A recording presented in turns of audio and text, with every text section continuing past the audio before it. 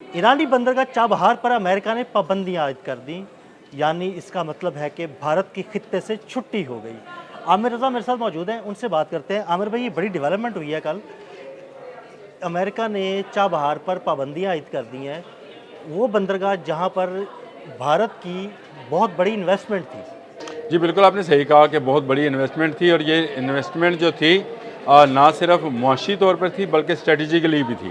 Strategically इसलिए कि Iran के साथ पाकिस्तान की एक तवील सरहद है और इसको इस्तेमाल कर कर जो दूरंदाजी है वो किया करते थे इंडियंस पाकिस्तान के अंदर। आपको अगर कुलभूषण यादव वाला सारा मामला याद हो, फिर उसके बाद इनके 3 मेरीन्स का गिरफ्तारी भी आपको याद हो, तो ये सारे चाबहार से ही आते हैं। अब भी इनकी जो जासूस पकड़े गए ईरान इसराइल वार के अंदर, वो भी वहीं से पकड़े गए।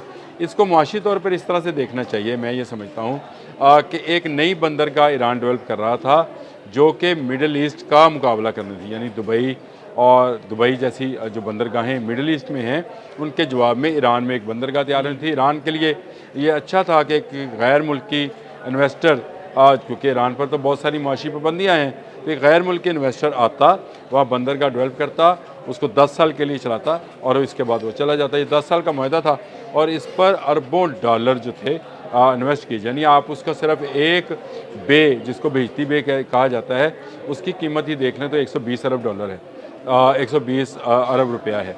तो ये इस तरह से लगता है कि एक बड़ी इन्वेस्टमेंट जो इंडिया करने जा रहा था और बड़ी ज़बरदस्ती के ख़त्े में वो अपनी तजारत को आगे बढ़ाता। चीन और जो रशिया है उसके साथ उसके रवाबत पैदा होते और वो इस बंदरगाह को इस्तेमाल कर कर हर साल अरबों डॉलर कमा सकता था। अमेरिका ने इस पर पाबंदी लगाकर एक नया क्वेश्चन दिया है। आज 19 है, 29 तक इजाज़त दी गई है और उसके बाद इस बंदरगाह पे काम करने वाली तमाम कंपनीज़ को अमेरिका में बैन कर दिया जाएगा। इसमें तजारत करने वालों को ब्लैक लिस्ट में डाल दिया जाएगा और उनके अकाउंट्स जो हैं वो मंजमद किए जा सकते हैं अगर आप चाबहार से करेंगे। इससे दो फ़ायदे जो हैं उठा रहा है। आपको पता है कि रशिया को एक गर्म पानियों की ज़रूरत है, एक ऐसी बंदरगाह जो सारा साल उसके लिए तजारत कर सके, तो उसके लिए भी चाबहार बड़ी आइडियल थी। फिर ईरानी तेल और रशियन तेल की इंडिया को जो फ़रोख्त है वो भी इसी बंदरगाह की मरहून मिन्नत थी और इसको बैरूनी दुनिया में बेचने का काम भी जो इंडिया कर रहा था as an a third party इसको कह लें या इसको कह लें ठेकेदारी कह लें, कि रशिया से तेल ख़रीदा, ईरान से ख़रीदा और उसको बाहर भेज दिया। ये सारे मामलात उसके चाबहार के साथ इंटरलिंक थे, जिस पर अब रोक लग गई है। अगर अमेरिका ने रोक लगाई है तो आने वाले दिनों में यूरोपियन यूनियन भी इस पर रोक लगाएगी। तो इंडिया इस वक्त बहुत ज़्यादा आइसोलेटेड हो गया है। आमिर भाई, इसका फ़ायदा पाकिस्तान को क्या होगा? देखिए, पाकिस्तान अपनी ग्वादर बंदरगाह जो है उसको डेवलप कर रहा है और ये ग्वादर बंदरगाह खटकती है बहुत सारे मुल्कों को और ये इसकी वजह, उसकी बड़ी वजह यह है कि ये फुली कंट्रोल्ड बाय चाइना है। यानी चाइना इस पर अपनी पूरी तजारत को ट्रांसफ़र करना चाह रहा है। वो चाह रहा है कि ग्वादर पोर्ट से ही वो दुनिया भर में अपना माल भेजे। हमने क्या करना है, हमने सिर्फ आने जाने के जहाज़ के डंडा उठाना है और अपने पैसे ले लेने हैं। तो ये पोर्ट्स इतनी भी बनते हैं, जैसे दुबई पोर्ट है, दुबई के शेख जो है वो काम तो नहीं करते, वो दुनिया भर की तजारत दुबई पोर्ट के रास्ते करते हैं।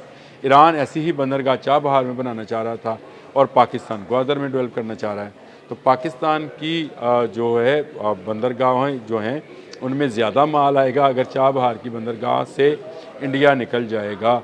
और इंडियन लॉबी के जितने इस वक्त ताजर होंगे वो सोच रहे होंगे अगर मुतबादल के तौर पे, तो उन्हें सबसे करीब तरीन ग्वादर की बंदरगाह ही मिलती है, क्योंकि बलूचिस्तान और ईरान आपस में इस तरह से मिले हुए हैं, इसी तरह से उनका समुंदर भी करीब करीब है। तो ये एक बड़ी डेवलपमेंट खत्े में इस हवाले से कही जा सकती है कि पाकिस्तान को तो ग्वादर के हवाले से बहुत फ़ायदा होगा, लेकिन ईरान पर कुछ पाबंदियों का जो है मज़ीद असर होगा। जो बैरूनी सरमायाकारी ईरान में आ रही थी उसको दचका ज़रूर लगेगा, लेकिन उसके लिए ईरान ने एक अच्छी हिकमत अमली अपनाई है कि जंग मई के बाद से और इसराइल ईरान वार के बाद से वो इंडिया से ज़रा हटा है, पाकिस्तान की तरफ उसने कदम बढ़ाया है।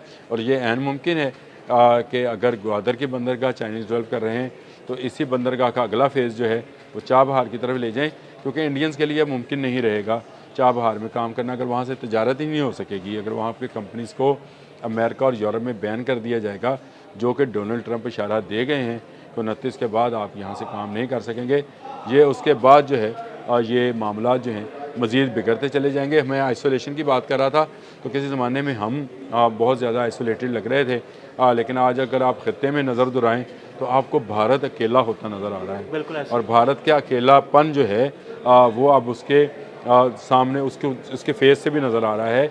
इंडिया मीडिया को अगर आप ज़रा फॉलो करें तो आपको नज़र आएगा कि बहुत सारे इंडियन मीडिया के अंदर ये आवाज़ उठाई जा रही है कि आज हमारी खारजा पॉलिसी कहाँ है। पिछले 1.5 साल में हमारे वज़ीर आज़म, हमारे वज़ीर ख़ारजा और हमारे सिपह सलार ने जितना काम किया है फ़ॉरेन पॉलिसी के ऊपर, मैं आज सुबह ही बात कर रहा था दिल साहब कि इसकी स्टडी होनी चाहिए और इसकी स्टडी को बच्चों को पढ़ाना चाहिए। किस तरह से 1.5-2 साल पहले पाकिस्तान एक आइसोलेटेड मुल्क था, आज पाकिस्तान आप बांग्लादेश, नेपाल, भूटान, चीन, ईरान, अफ़गानिस्तान, आज़रबाईजान, अर्जेंटाइन तक आप पाकिस्तान का नाम देख रहे हैं। सऊदी अरब और गल्फ़ की रियासतें पाकिस्तान पर गाने बनाने, तो ये इतना बड़ा चेंज है आपकी फ़ॉरेन पॉलिसी के अंदर और आपके फ़ॉरेन अफेयर्स के अंदर कि इसकी बाकायदा स्टडी जो है स्टूडेंट्स को करानी चाहिए।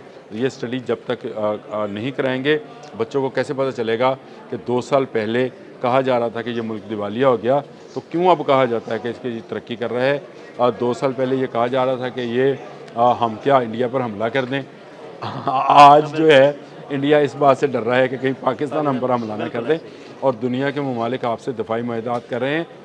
ये चाबहार की बंदरगाह से बात शुरू हुई थी, दिफा तक चली गई, इस पर फिर कभी कर लेंगे, लेकिन असल बात यह है कि चाबहार की बंदरगाह से भारत को देश निकाला दे दिया। बहुत शुक्रिया आमिर भाई जी। बिल्कुल आमिर भाई ने बड़ी तफसील के साथ चाबहार की बंदरगाह के बारे में आपको बताया।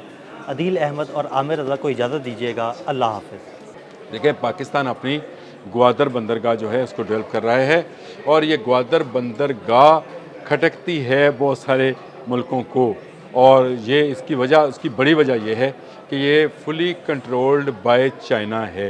यानी चाइना इस पर अपनी पूरी तजारत को ट्रांसफ़र करना चाह रहा है। वो चाह रहा है कि ग्वादर पोर्ट से ही वो दुनिया भर में अपना माल भेजे। हमने क्या करना है, हमने सिर्फ आने जाने के जहाज़ के डंडा उठाना है और अपने पैसे ले लेने हैं। तो ये पोर्ट्स इतनी भी बनते हैं, जैसे दुबई पोर्ट है, दुबई के शेख जो है वो काम तो नहीं करते, वो दुनिया भर की तजारत दुबई पोर्ट के हिसाब से करते हैं। ईरान ऐसी ही बंदरगाह चाबहार में बनाना चाह रहा था, और पाकिस्तान ग्वादर में डेवलप करना चाह रहा है। किसी ज़माने में हम बहुत ज़्यादा आइसोलेटेड लग रहे थे, लेकिन आज अगर आप ख़त्े में नज़र दुराएं तो आपको भारत अकेला होता नज़र आ रहा है। बिल्कुल ऐसे। और भारत के अकेलापन जो है वो अब उसके सामने उसके फेस से भी नज़र आ रहा है। इंडिया मीडिया को अगर आप ज़रा फॉलो करें तो आपको नज़र आएगा कि बहुत सारे इंडियन मीडिया के अंदर ये आवाज़ उठाई जा रही है कि आज हमारी खारजा पॉलिसी कहाँ है।